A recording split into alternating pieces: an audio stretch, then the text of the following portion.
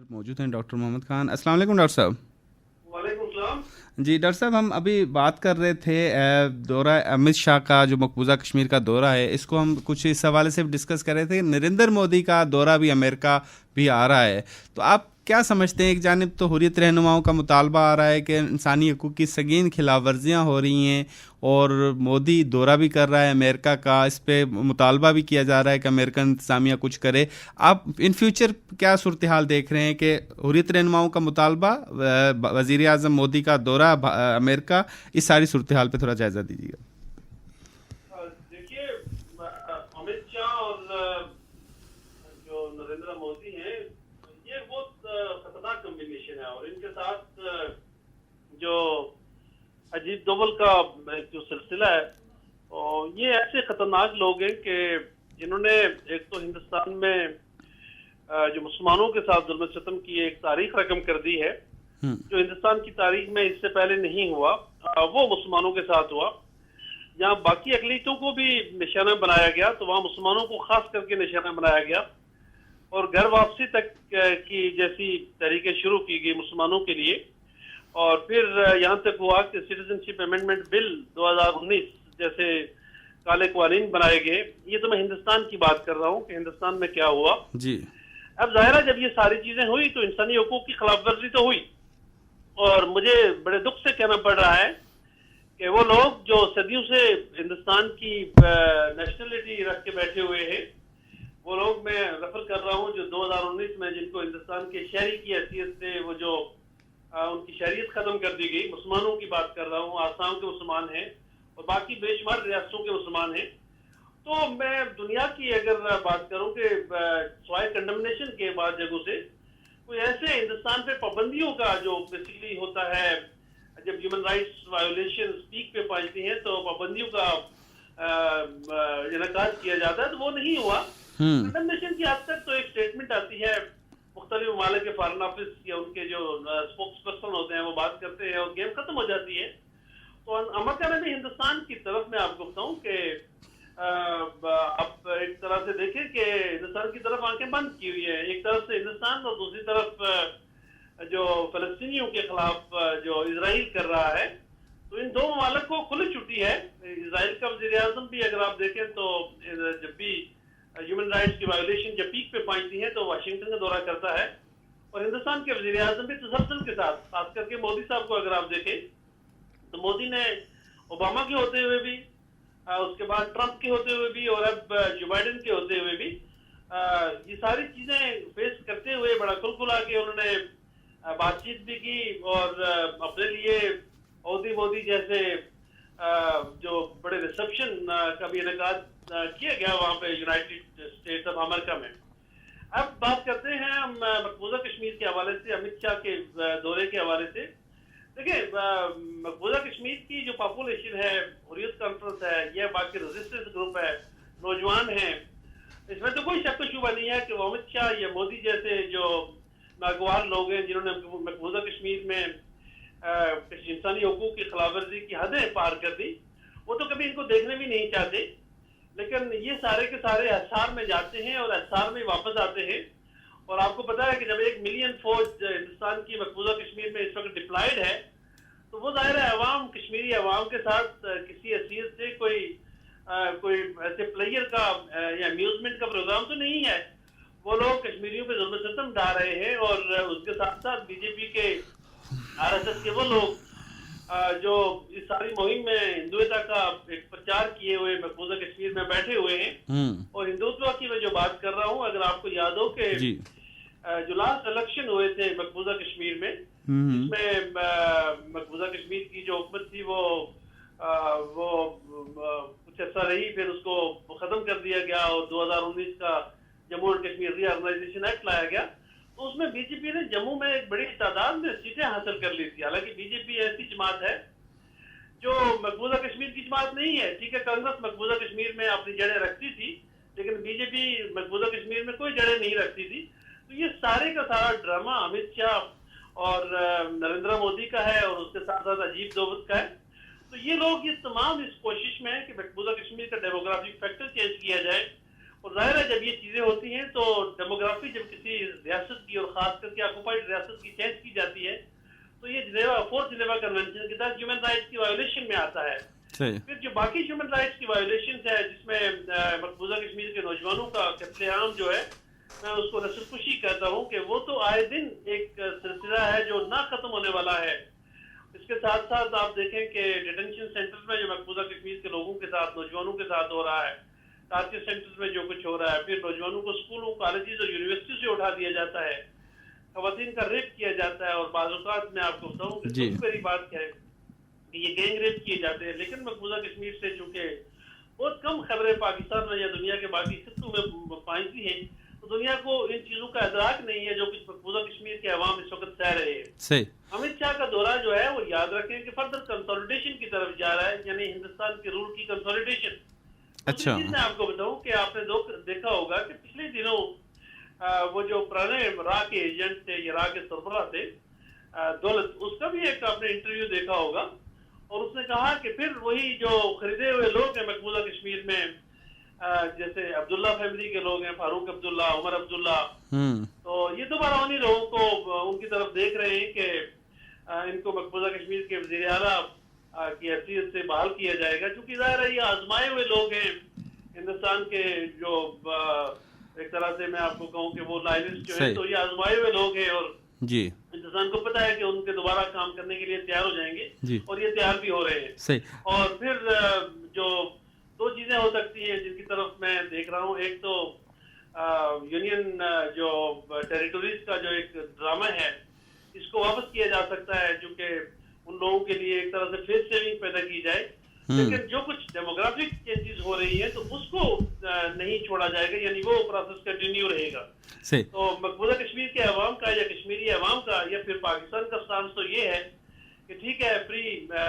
5 اگست 2019 کی سٹیٹس کو تو بحال کیا جائے, یعنی اسپیشل سٹیٹس کو, لیکن اس کے ساتھ ساتھ کشمیر کے حل کی طرف بات چیت ہو, اور کشمیر کا حل یہ ہے کہ مقبوضہ کشمیر میں اور پورے کشمیر میں right of self determination. Doctor صاحب آپ کا کہنے کا مقصد ہے کہ خصوصی حیثیت بحالی کی طرف معاملہ جا رہا ہے, آپ یہ کہنا چاہ رہے ہیں کہ خصوصی حیثیت کی بحالی کی طرف معاملہ جا سکتا ہے یا جا رہا ہے؟ وہ تو خصوصی حیثیت تو بحال نہیں ہو سکتی, اس کی وجہ یہ ہے کہ وہ تو ختم ہو گئی ہے, لیکن اسٹیٹ ہوڈ بحال ہو سکتی ہے. اچھا یہ یاد رکھیے گا کہ دو مختلف چیزیں ہیں. جو 5 اگست 2019 کو دو چیزیں کی گئی تھی, ایک تو اسپیشل اسٹیٹس تھی جو آرٹیکل 370 اور 35A کے تحت تھی, اور 370 تو اسپیشل اسٹیٹس دیتا تھا جس کا مطلب یہ تھا کہ کشمیر پہ جو ہندوستان کے ساتھ ایک لنکیج ہے یہ ٹرانزیشنری ہے اور اس کے ساتھ ساتھ ٹیمپریری ہے, یہ ٹرانزیشنری اور ٹیمپریری ہے. اور دوسرا یہ تھا آرٹیکل 35A کے تحت کہ مقبوضہ کشمیر کی جو سرزمین ہے, جو ساحل ہے, اس میں کسی نان کشمیری کو زمین الاٹ نہیں کی جا سکتی. یہ دو مختلف چیزیں تھی. تو آپ نے دیکھا کہ یہ دونوں چیزیں کی گئی, یعنی اسپیشل اسٹیٹس بھی ختم کر دی گئی, اور کشمیر کی جو زمین کا جو وارث جو کشمیری ہوتے تھے اس اسٹیٹس کو بھی چینج کر دیا گیا. لہٰذا یہ 35A اور 370 کا جو نفاذ تھا یہ تو واپس نہیں ہوگا, لیکن یہ چیز واپس ہو سکتی ہے. جو تیسری چیز کی گئی تھی وہ کشمیر کی جو ریلیگیشن تھی اسٹیٹ ہوڈ سے یونین ٹیریٹوریز بنائے گئے تھے, تو اس کو یقیناً لوگوں کو ایک طرح سے لالی پاپ دینے کے لیے یہ بحال کیا جا سکتا ہے کہ کشمیر کا اسٹیٹ ہوڈ بحال ہو جائے. لیکن یاد رکھیے گا کہ اسٹیٹ ہوڈ بحال ہونے کا مطلب مقبوضہ کشمیر کے عوام کی جو رائے ہے یا مقبوضہ کشمیر کے عوام کی جو دیرینہ خواہش ہے اسپیشل اسٹیٹس اور اس کے ساتھ ساتھ رائٹ آف سیلف ڈٹرمنیشن یعنی پلبسسٹ کا انعقاد وہ تو نہیں کیا جا رہا ہے نا. تو یہ وہ لالی پاپس ہیں, یعنی ہندوستان ایک مائل سٹون مقرر کر لیتا ہے تو بجائے یہ کہ ایشو کو مسئلے کو حل کی طرف لے جائے وہ نئے مائل سٹون مقرر کر کے کشمیریوں کے لیے نئے چیلنجز کا انعقاد کر دیتا ہے. ابھی کشمیریوں کے لیے 3 چیلنجز نئے بنا دیے گئے 5 اگست 2019 کو. ایک تو اسپیشل اسٹیٹس ختم کیا گیا, ایک کشمیریوں کی زمینوں پہ ان کا جو حق تھا اس کے لیے غیر کشمیریوں کو بھی کنسیڈر کیا گیا, اور تیسری چیز یہ تھی کہ کشمیر کی جو اسٹیٹ ہوڈ ہے اس کی ریلیگیشن ہوئی اس کو ریسٹور کرنا. یہ 3 چیزیں جو ہیں تو یہ میں آپ کو بتاؤں کہ ان چیزوں میں سے ایک چیز بحال کی جائے گی اسٹیٹ ہوڈ, لیکن ڈیموگرافک چینجز کا جو سلسلہ ہے وہ نہ رکے گا اور نہ وہ ہندوستان روکنے چاہتا ہے, صحیح. کیونکہ وہی تو ہندوستان کا مقصد تھا. ڈاکٹر محمد خان صاحب, جیسے ڈاکٹر اویس صاحب نے ابھی بات کی, بڑی ایک اہم بات انہوں نے ریز کیا ہے پوائنٹ, کہ پہلے تو اس پہ پابندیاں لگاتے رہے مودی پر, اب کانگریس نے بھی ممبران نے مطالبہ کیا کہ انسانی حقوق کی خلاف ورزیوں کے معاملے پر معاملہ اٹھانا چاہیے, لیکن ترجمان کا انہوں نے جیسے ذکر کیا کہ امریکن ترجمان نے اس کے حوالے سے کوئی خاطر خواہ جواب نہیں دیا. آپ سمجھتے ہیں کہ جو انسانی حقوق کی خلاف ورزیاں ہو رہی ہیں وہاں پر یہ معاملہ اٹھایا جا سکتا ہے امریکہ میں؟ دیکھیں, امریکہ میں ایک کمیونٹی ایسی موجود ہے جو ہندوستان جیسے ممالک یا اسرائیل جیسے ممالک کی جو ہیومن رائٹس وائلیشن ہے تو اس کی وہ بات چیت کرتے ہیں. وہ اسٹیٹ ڈپارٹمنٹ کو بھی اس کے بارے میں لکھتے ہیں, وہ اس کے ساتھ ساتھ امریکن صدر کو بھی جو ان کی ایک بڑی یونیک پوزیشن ہے تو اس کے بارے میں بھی بات کرتے ہیں, اور امریکہ کے فارن ریلیشنز کے بارے میں وہ بڑے کنسرن ہیں کہ ایسے ممالک جو کہ ہیومن رائٹس کی وائلیشن میں انوالو ہیں ان کے ساتھ امریکہ کو اپنے تعلقات کے معاملے پہ یقیناً ایک ریکنسیڈریشن کی ضرورت ہے. اس کی وجہ یہ ہے کہ امریکہ کا اپنا جو اندرونی قانون ہے تو وہ لبرلزم کی بیس پہ ہے, اور اس کے بھی جو لبرلزم کے بھی جو خالق ہیں وہاں امریکہ میں تو وہ بھی ایک پریزیڈنٹ رہے ہیں, وہ ووڈرو ولسن تھے. لیکن ووڈرو ولسن کا جو فلاسفی تھی وہ ڈومیسٹک لبرلزم تھا, یعنی امریکہ کے اندر لبرلزم ضرور تھا بٹ دنیا میں انہوں نے ریئلزم کو ہی پروموٹ کیا. اب سوال یہ پیدا ہوتا ہے کہ جب امریکہ کے جیو پولیٹیکل انٹرسٹ کی بات آتی ہے تو ہندوستان اور اسرائیل جیسے ممالک ان کو سوٹ کرتے ہیں. اس کی وجہ یہ ہے کہ ہندوستان کے ساتھ ان کا کوئی لو افیئر تو نہیں ہے, لیکن یہ ضرور ہے کہ ہندوستان اس وقت چائنا کے خلاف ہے, اور جو جیو پولیٹیکل بیسس پہ نئے بلاکس بنتے جا رہے ہیں, جو نئے انٹرسٹ گروپ بنتے جا رہے ہیں, تو ان کو سوٹ کرتا ہے ہندوستان کہ ہندوستان چائنا جیسے رائزنگ پاور جو ہے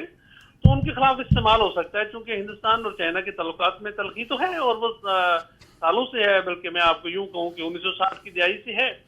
اور وہ چاہتے ہیں کہ ہندوستان ساؤتھ ایشیا کے علاقے میں چائنا کے خلاف کاؤنٹر ویٹ کے طور پہ استعمال ہو. اور اگر آپ اسی سلسلے کو اگر آپ پیسیفک میں دیکھیں تو پیسیفک میں یہی کام جاپان, ساؤتھ کوریا اور تائیوان کر رہا ہے, یعنی وہ امریکہ کے ٹولز کے طور پہ یہ لوگ کام کر رہے ہیں. تو امریکہ کو تو مختلف ریجنز میں ایسی اسٹیٹس چاہیے جو ان کے بیہاف پہ وہاں پہ ایک regional balance of power line. تو ہندوستان سب سے زیادہ امریکہ کو سوٹ کر رہا ہے. ظاہر ہے جب ہندوستان امریکہ کو سوٹ کر رہا ہے تو ہندوستان کے حکمرانوں کے ہاتھوں یا ہندوستان کی اسٹیٹ کے ہاتھوں اگر ہیومن رائٹس کی وائلیشن ہو رہی ہو, یا پھر جیسے کشمیر جیسے ممالک کشمیر جیسے ریاستوں کے ساتھ ان کی آکوپیشن کا سلسلہ جاری رہتا ہے, تو امریکہ اس میں پھر اپنی جو نگاہیں ہیں وہ جو نظریں پھیر دیتا ہے, یعنی ان کی چیز کو اگنور کر دیتا ہے. ان کی اہمیت امریکہ کے لیے نہیں ہے, سوائے یہ کہ جب کبھی کسی وقت ضرورت ہو تو ان کا بھی استعمال کیا جائے. جیسا یاد رکھیں کہ بڑی طاقتوں کے لیے یہ چھوٹے چھوٹے جو ایشوز ہوتے ہیں یہ مورے ہوتے ہیں ان کے, اور یہ پیادوں کا کام کرتے ہیں. وہاں مین رول جو ہے وہ کہیں اور ہوتا ہے, اور زیادہ ہندوستان کا جو بڑا رول ہے اس کے لیے چھوٹے رول پہ ہندوستان کی سرزنش نہیں کی جا رہی ہے. اچھا, یہی ایک سلسلہ ہے جس کو مودی اور ہندوستان کی جو بڑی اسٹرانگ, میں آپ کو کہوں تھنک ٹینک کی ٹیم ہے, جو بڑی inside state within state ہے, یا سب اسٹیٹ کا ایلیمنٹ ہے, یا ڈیپ اسٹیٹ کا ایلیمنٹ ہے, وہ تین ممالک میں اس وقت دنیا میں آپ کہہ رہے ہیں کہ اتنی بڑی انسانی حقوق کی جو خلاف ورزیاں ہو رہی ہیں اسرائیل میں ہے. جی ڈاکٹر صاحب, آپ کہنے کا مقصد یہ ہے کہ اتنی بڑی جو انسانی حقوق کی مقبوضہ کشمیر میں خلاف ورزیاں ہو رہی ہیں اس کو امریکہ نظر انداز کرے گا صرف اس بنیاد پہ کہ ان کے مفادات ہیں بھارت کے ساتھ؟ کرے گا نہیں, کر رہا ہے. جی نہیں, ابھی یہ دورے سے متعلق اگر لنک کرے. آج ہی اگر ان کے جو عوامی نمائندگان ہیں جی ان لوگوں نے تو رپورٹ بھی دی ہے, لیکن کیا جو بائیڈن اس چیز کو خاطر میں لائے گا؟ بالکل نہیں لائے گا. میں تو آپ کو کہوں کہ پاسنگ ریفرنس کے طور پہ بھی اس کو استعمال نہیں کیا جاتا, چونکہ ٹرمپ کے دور میں یہ ہوتا تھا کہ وہ ٹانٹ بھی کر دیتا تھا, لیکن جو بائیڈن جیسے یا اوباما جیسے جو لوگ ہیں, لیکن یہی ممالک ڈاکٹر صاحب کہتے ہیں نا کہ ہم انصاف کے اور انسانی حقوق کے علمبردار ہیں, تو پھر وہ علمبردار تو نہ ہوئے. علمبردار کہاں ہیں؟ میں آپ کو کہتے تو ہیں نا, ان کے کانسٹیٹیوشن میں ہے. امریکہ کے اندر تو یہ چیزیں ضرور ہوتی ہیں, لیکن باقی ممالک کی حد تک تو اگر آپ دیکھیں تو ان کے جیو پولیٹیکل انٹرسٹ ہیں, اور اس میں جیو پولیٹیکل انٹرسٹ میں یاد رکھیں کہ اس میں پھر ہیومن ویلیوز, ہیومن رائٹس کی بات کبھی نہیں ہوتی ہے, یہ صرف پیپرز پہ ہوتی ہے. ادروائز ہمیشہ ریئلزم جو ہے ڈومینیٹنگ چیز ہے, اور ریئلزم میں یہ ہوتا ہے کہ پاور پالیٹکس ہے, اور امریکہ کے جو نیشنل انٹرسٹ ہیں وہ ہر صورت میں انٹرسٹ سرو ہونے چاہیے, اور اس کے لیے جو بھی طاقت کا استعمال ہو, یا پھر جو ممالک امریکہ کے حامی ہیں, اس کے دوست ہیں, اس کے الائز ہیں, جو مرضی کرتے رہیں. تو اس کا مطلب ہے کہ ہمیں ان ممالک کی طرف نہیں دیکھنا چاہیے, ہمیں اسلامک ممالک, اوائسی ممالک کی میں طرف دیکھنا سمجھتا چاہیے. ہوں کہ پاکستان کو اپنی طرف دیکھنا چاہیے. جتنے مضبوط ہم اندرونی طور پہ ہوں گے اور پولیٹیکلی اسٹیبل ہوں گے, اکنامکلی فلورش کریں گے, میں سمجھتا ہوں کہ دنیا ہماری طرف آئے گی. یاد رکھیں کہ دنیا میں اپنی جگہ پانے کے لیے ضروری ہے پہلے اپنے آپ, اپنی نظروں میں ہمیں اونچا بھی ہونا چاہیے, اور اس کے لیے نیشنل کنسنسس, نیشنل ایشوز پہ بہت ضروری ہیں.